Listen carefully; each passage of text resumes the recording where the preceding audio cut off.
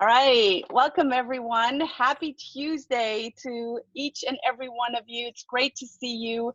New faces, old faces, reoccurring faces. Happy and glad that you are here with us on this July 7th. You know what, guys? Way to kick off Q3, because we are going into Q3 and hopefully you're going as strong as we are. My name is Brigitta Hoeferle. I'm the CEO of the NLP Center of Atlanta, and I couldn't be more excited to have yet another course, and there will be many more to come, with our faculty member and powerhouse in his own knowledge, right, Mr. John Kurth. John, thank you for joining us today yet again, for doing all the hard work and writing the syntaxes and brainstorming with me how we can make this even better and people giving more information to folks. Yeah, well, it's a pleasure to be here. We'll get into housekeeping in a little bit. I'm John Kurth. I'm president and founder of Syntactic Sales Scripting. I have an international MBA, worked and lived in Asia for more than 7 years, and speak Mandarin Chinese conversantly. I'm also an author of What Are Your Words Wearing, the business textbook, and I'm a graduate of the Academy of Competitive Intelligence out of Boston, Massachusetts, and I'm a certified competitive intelligence professional. I don't say this to brag. I say this so you can have confidence in the information we're sharing today. So, Brigitta, I'm going to let some other people in, and why don't you go cover a little bit of housekeeping before we kick this off? Absolutely. We are here to give you a lot of content-rich information. We're going to do it fast. So please turn off any distractions that you have. If you have a phone, I know that you're all very important people, but put it on silent right now. You don't need it right now. Stay present. Have something to write with, something to write on, because we are going to give you a whole lot of information. Know that we're going to share the recording with you. We're also streaming this, love it, Jeannie, thank you. We're also streaming this live on Facebook, and you're always welcome to go back to our NLP Atlanta Facebook page. Once the 6-part series is over, we're also going to upload it onto YouTube. So you're welcome to follow us on the NLP Atlanta YouTube channel, where we have other courses that are free for you to use and review and learn from on our YouTube channel. And let's just make it complete on Instagram. We're also available and visible, Instagram NLP Atlanta, and on Twitter and all the other social media. So you think of them, we're probably on there. So I'm excited to be here with you as we're going to go into, excuse me, the wind tunneling your business and how to develop robust strategies with scenarios. Let me share my screen and we will start from here.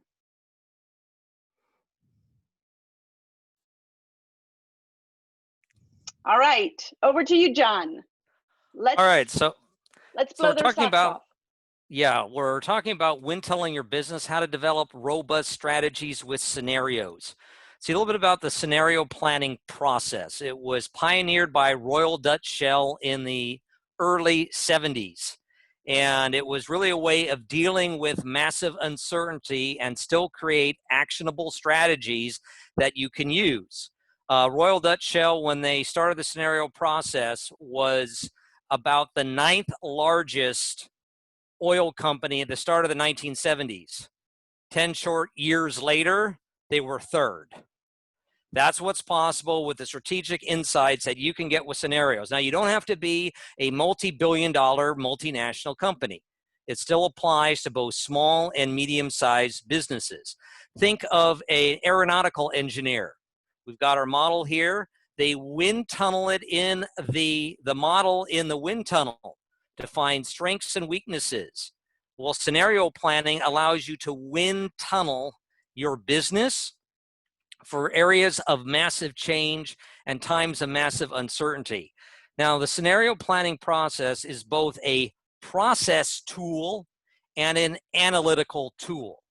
It really is a strategic ongoing conversation. There's a powerful book you're going to want to pick up called Scenarios, The Art of Strategic Conversation by Kees van der Heijden. Just write down the title. He's Dutch, obviously.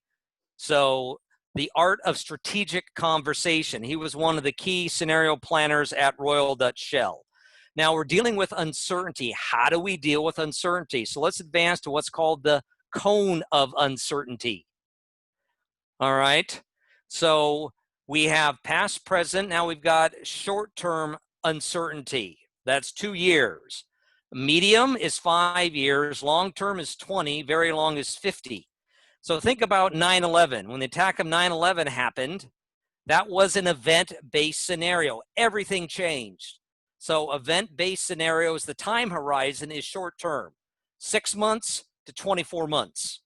So now we're dealing with the pandemic. That is our short-term event-based scenario. Medium-term, 5 years. Long-term, now into the 50 years, that's dealing with climate change scenarios. So scenarios is a way to handle the uncertainty in a box enough that you can gain actionable and robust strategies out of it. Now, scenarios is a process-driven strategy.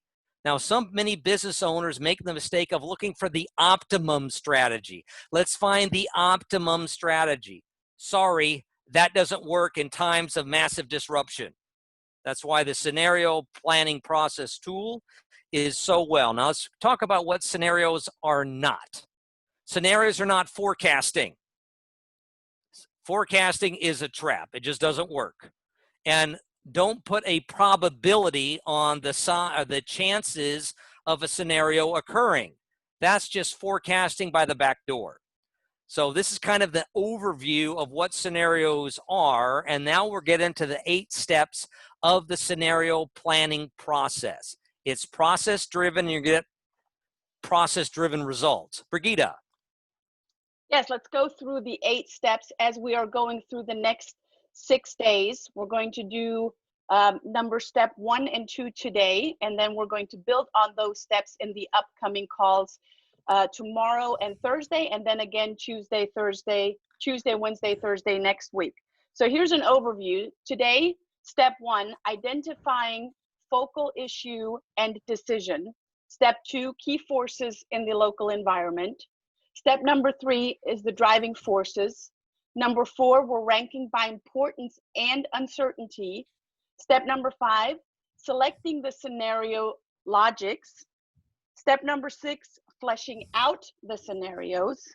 Step number 7, the implications. And step number 8, selection of leading indicators and signposts. And we will take you step by step through this as we are covering steps number 1 and 2 today, and steps number 3 and 4 tomorrow. So in this, there is an importance of reframing. And reframing is all about seeing a current situation from a different angle, from a different perspective. That will help in an individual situation, in a coaching situation, perhaps help the other person to look at it from the outside in, or from a different angle into the situation. Often we stand in front of a wall, and we just don't know where to go in that wall, and it just takes a little bit of turning to see it from a different angle, and perhaps the wall has an end to it, or perhaps there's an over it, or perhaps there's a through somewhere. On the scenarios are the reframing on the organizational level. So not on the individual level, but on the organizational level. That's where the scenarios are coming in as a process tool. And scenarios are also a content tool, a way of gaining a new perspective on the world. So there's a reframing piece in this, and that is what the scenarios are, and this is what we're focusing on in the next 6 days, or next 5 days, 6 days including today. Scenarios are the best way that we know of reframing how the organization thinks about a strategy. John, let's talk about some of these questions. Yeah, some other points on reframing, and then we'll continue. Reframing from the organizational perspective. So many companies get trapped in the official history. What's the official story that the business is using? Well, most official stories and official strategies got thrown out the window once the pandemic hit. Sorry, denial is not a strategy. Actually, denial is a very effective strategy for failure. So we're not talking about denial. Denial doesn't work. So we're talking about how to reframe how the organization looks at their strategy and looks going forward. It's not just one person who gets the insight. Multiple people get it through the scenario planning process.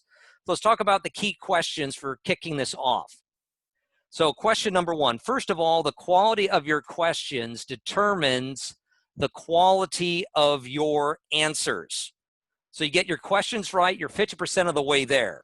So question number one, what will decision makers at your company be thinking hard about in the new future? What will decision makers at your company be thinking hard about in the new future? Old's gone, sorry, it's gone, ladies and gentlemen, done. Question number two, what are the decisions that have to be made that will have a long-term influence on the future of the company? Knee-jerk reactions aren't going to cut it. You need to look at long-term influence. That's why the scenario planning process can give you robust strategies not only in the short term, but in the long term. Next slide, please. Now, one of the key questions we're talking about, step number one, is what's the risk in the local environment? There's 5 types of risks. It's pronounced PESTY. It's the acronym. Political risk, economic risk, social risk, technological, and environmental risk.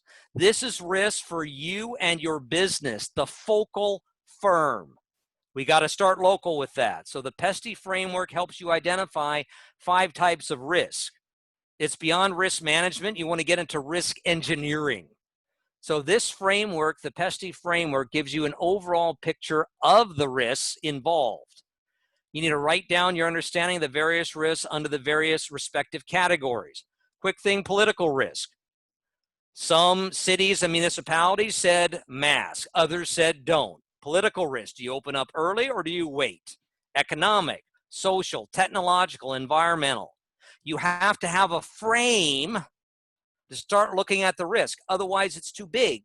The scenarios get you into that. That's why it's such a powerful framework. Brigitta.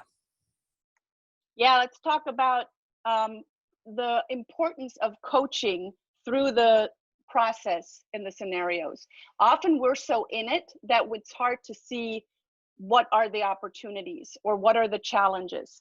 So the importance of the coaching through the scenario process requires an openness on the decision makers. And as we like to say, your mind is like a parachute. It only works when it's what? Open. Exactly. So there is a the coach will help you to see more clear through everything that you have going on. And there's then also, after that clarity, there's got to be a willingness to take action, a willingness to being open, of reframing and challenging the official story of what you think is the story right now, or what you think is the reality right now, and looking at other possible realities and possible other scenarios. In fast-moving times, you'll need a culture of an open communication. If you do not have any line or direct communication, that is something that you want to adapt, because I hope that you all know the law of requisite variety, and that is the person with the most flexibility controls the system. Having success in management will depend more on the facilitation than command and control. So having someone that will facilitate, having someone that will hold you accountable, having someone that will think with you through those scenarios is going to be not just necessary, but invaluable. Scenarios require both strength and good coaching.